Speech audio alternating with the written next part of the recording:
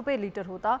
बिजली के बिल क़यामत ढा रहे हैं। 2 वक्त की रोटी का हसूल मुश्किल हो गया।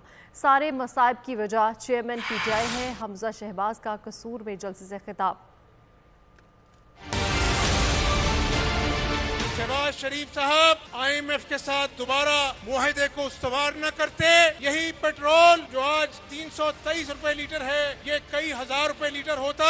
आज बिजली के महंगे बिल घरों में क़यामत ढाते हैं। 2 वक्त की रोटी पूरी होना मुश्किल है। इमरान नियाजी ने IMF से कर्जा लिया, जो शराइत तय की, उसकी खिलाफ वर्जी की, खुदकुशी खुद तो नहीं की, अवाम को खुदकुशियों पर मजबूर कर दिया। हमने इस बात का फैसला किया कि एक तरफ सियासत है और एक तरफ मुल्क की बका और रियासत है। नवाज शरीफ की जमात ने कहा कि हम रियासत की इज्जत को बचाएंगे, सियासत को दांव पे लगाएंगे। रियासत बच गई तो अल्लाह ताला सियासत भी बचाएगा इंशाअल्लाह।